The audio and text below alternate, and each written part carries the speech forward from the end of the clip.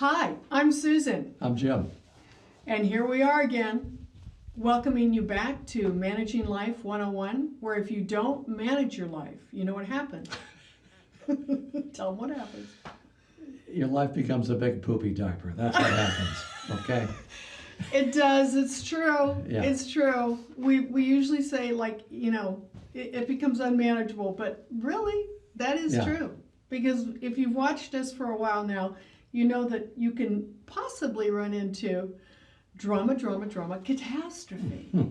And so we're here to help you learn not to have drama, catastrophe all the time. Mm-hmm. So, in our last podcast, we were talking about the keys to effective communication and how to turn an adversary into an ally and how to stop staying stuck in the situation Mm-hmm. and start solving it. Mm-hmm. So, we talked about the first key, which is self-responsibility.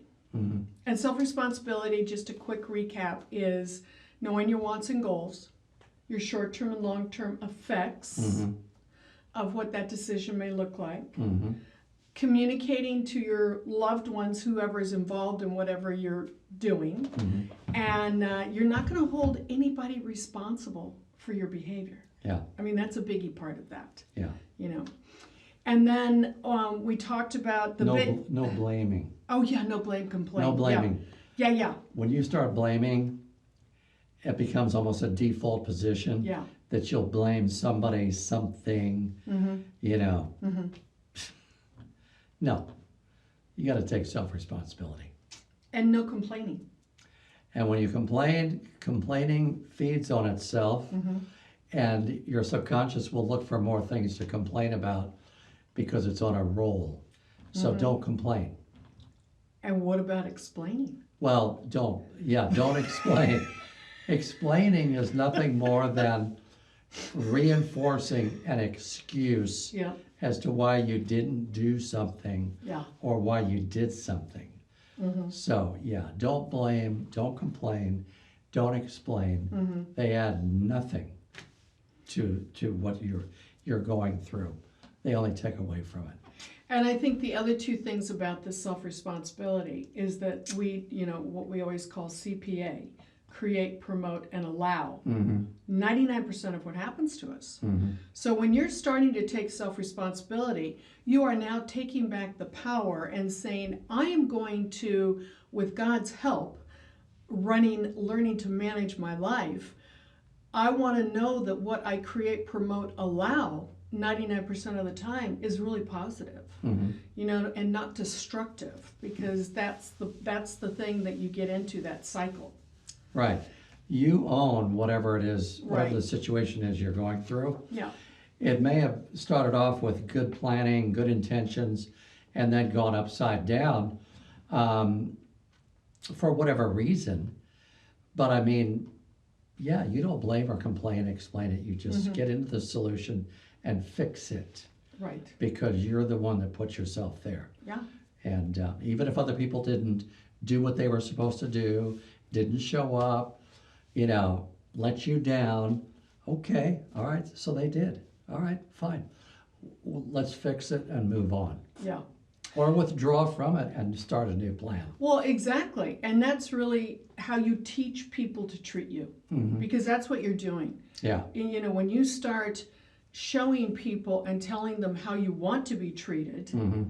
then you're teaching them that this is how you're going to treat me. I won't be disrespected. I won't be lied to. Yelled at. Yelled at. Cursed at. No, absolutely not.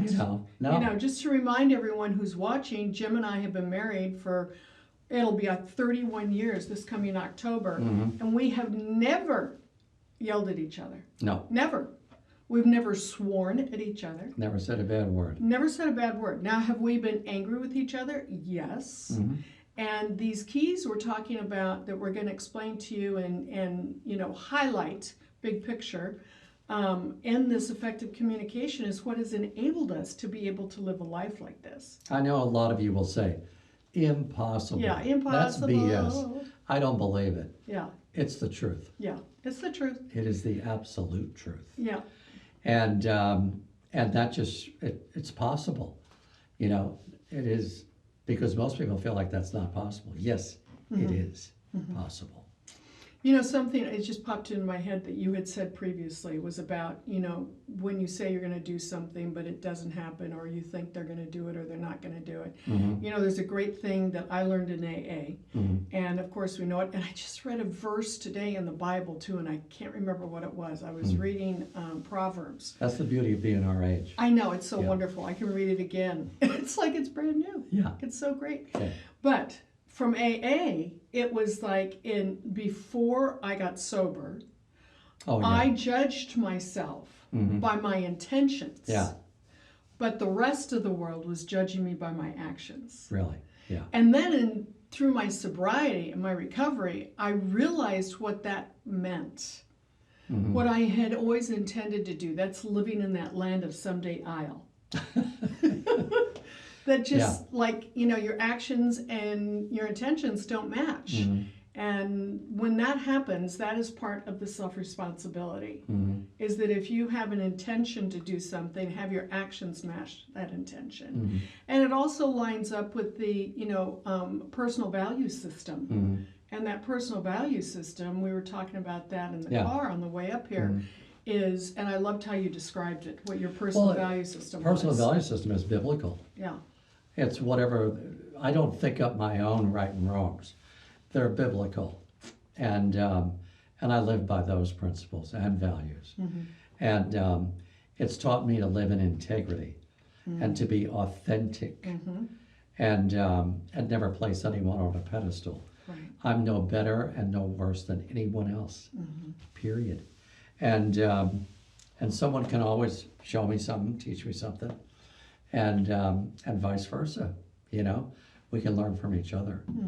But no one is better than you or me. Right.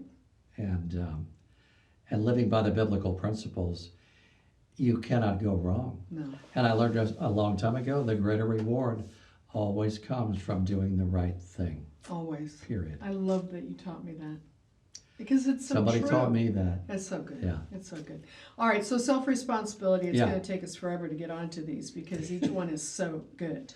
And then the second one we talked about last week was that there's this big scope of feelings. Yeah. You know, like more than just a couple words to describe how you're feeling. There's intensities. You know, there's a low, a moderate, a mild, and, you know, a really intense feeling structure that goes in to all these different feelings. I've got this great page that shows all these scope of feelings, right?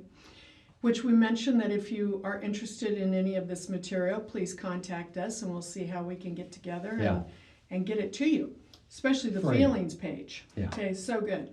So, Free. and in this, what's good about discovering the feelings, one of the things that we really, you know, talked about with that is that you can have more than one feeling at a time. You can be happy and still be mad. I mean, you can be happy, like, you know, if I hadn't heard from you, and I might be like, oh my gosh, what's going on? Because you always call me, and then you finally call me. Well, I'm thrilled that you called, but I can also be a little irritated that I didn't hear from you. Yeah. You know, so that's kind of a twofer. Sure. And you can have physical and emotional feelings simultaneously. And they also taught us how to, we were talking about the reality check. Because Reality the check, feelings, when these feelings start coming up, you know, you might think something's going on with me, and you will do a reality check with me and explain what that means, reality check. It's like we mentor a lot of girls over the years, you know, many. I don't even know how many. And one of the girls' boyfriends thought we didn't like him. It wasn't true. We never disliked him. You know what I mean? And but he thought we did, and that manifested in how he would interact with her, and lack of interaction with us. And all that takes is a quick phone call. Yeah. I want to do a reality check with you. Do you like me, or are you upset with me? Have I done anything to make you Right. upset? I just need to find out. Right. And then, I simply say, heck no, I Yeah. like you just fine. Mm-hmm. Always have, and whatever made you have that feeling, get rid of it because it's not true. Yeah.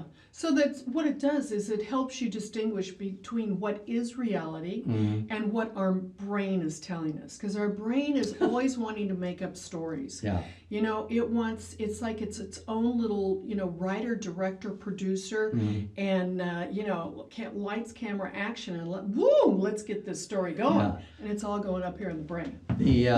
Quite often there's the committee room Oh, yeah. inside the brain, and there might be as many as 15 people in the committee room discussing what you're about to go through, or may go through, or won't go through, or won't do.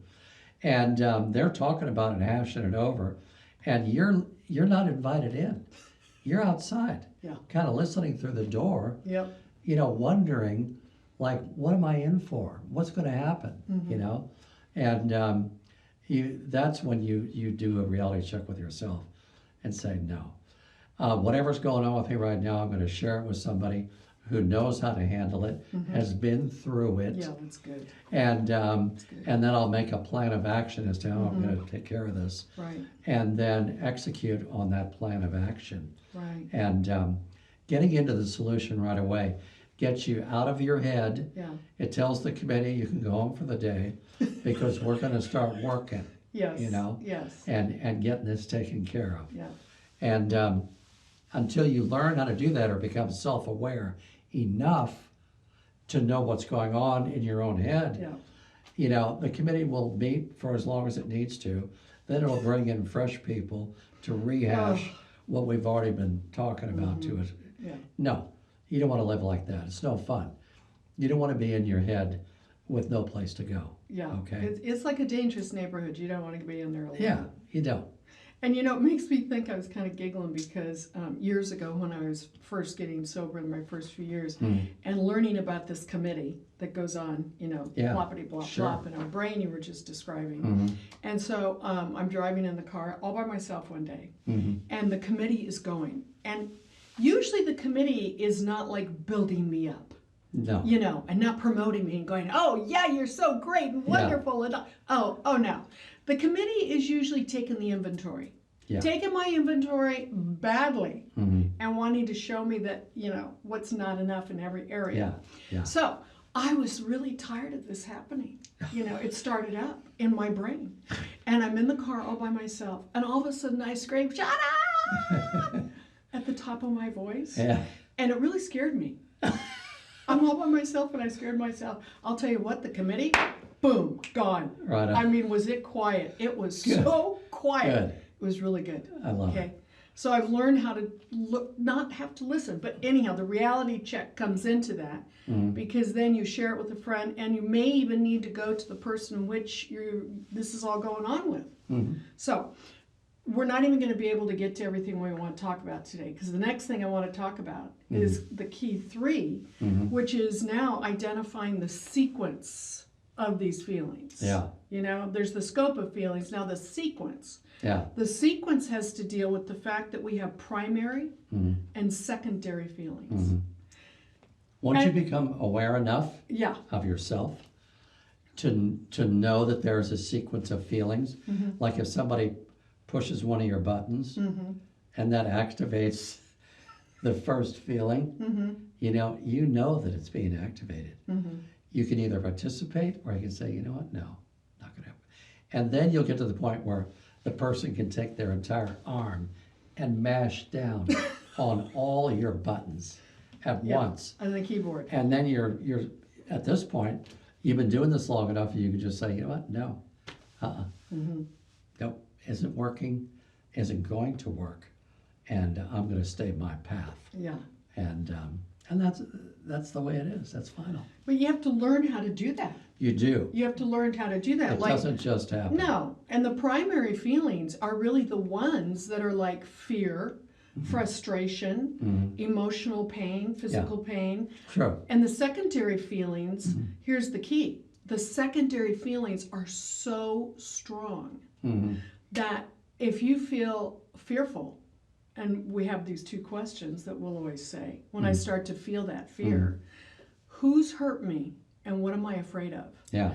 All right, if I can take just a millisecond to ask that, I have a possibility of overcoming what's going to happen. Yeah.